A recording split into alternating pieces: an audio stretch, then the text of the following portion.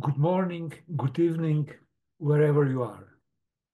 We live in an era when we consume more media content than ever in history. We browse huge amounts of video and audio content, and we likely also read more than ever. Yet, this reading is usually done in superficial and scattered manner, with an aim to scan as much information in as short time as possible. By doing so, we train to assess huge amounts of information by quickly changing our focus. This ability, I believe, is essential for survival in contemporary world. Yet, by doing all this, we skim only the surface of the huge sea of information. For going more in deep to understand the social and cultural context and the logic of the information we try to assess, we need different abilities. We need to be able to focus, we need to have broad and deep vocabulary, and we need to know rules of logic. Even more, if we want to think and express our thoughts about complex issues, we need to be able to form complex and logical sentences. A person with a narrow vocabulary just cannot do all this. The message of Ljubljana Reading Manifesto, in the name of which I'm talking now to you, is that higher level reading is the best possible way to acquire all these abilities. In other words, the act of higher level reading is an exercise in attention and cognitive patience, in expanding vocabulary, and in conceptual capacities. It is especially long-form texts, such as books, that sharpen our higher level reading skills. By practicing higher level reading, we train to test different interpretations and detect contradictions, biases, and logical mistakes. And last but not least, by higher level reading, we learn how to establish connections between texts and cultural backgrounds we need for the exchange of human judgments and emotions. Unfortunately, the trend in many societies is to move in a different direction. The complexity of reading is regarded as a problem to be solved by simplification rather than as seen as a mirror of human complexity.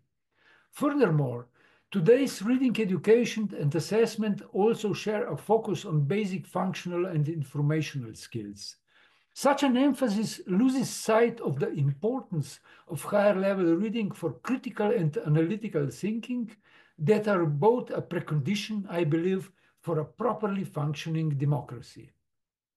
Let me illustrate this point with a political and historical example. At least in Europe and USA, we live in a bit strange time, as we are being flooded with populisms that preach things many of us thought that ended in the junkyard of history forever and ever. Some even think that our era resembles the early 30s, when in Europe three totalitarian movements, fascism, Nazism, and communism, were starting to march. At least two leading figures of those movements, Adolf Hitler and Joseph Stalin, were, let me say so, best-selling book authors. We shall not forget that 2 decades later, China Communist Party was led by another book author, namely Mao Zedong. But, and this is a very important but, were these book authors also higher level readers?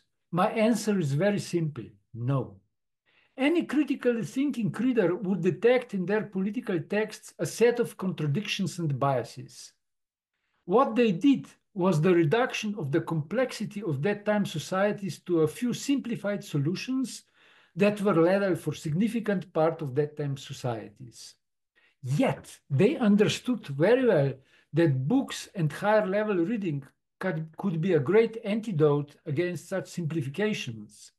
As a consequence, they cancelled, banned, and publicly burned books.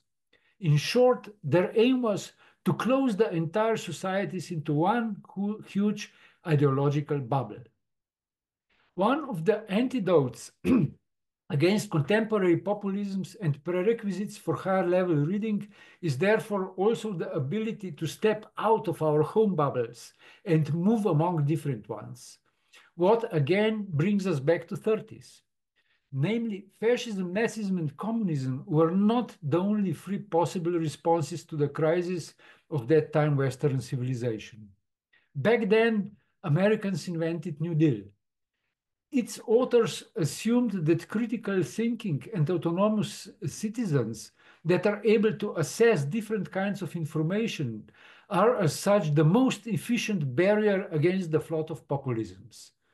As a consequence, besides a set of social policies in comparison to which Bernie Sanders would look as a Republican back then, they also introduced a set of cultural and educational measures with an aim to foster reading of complex texts.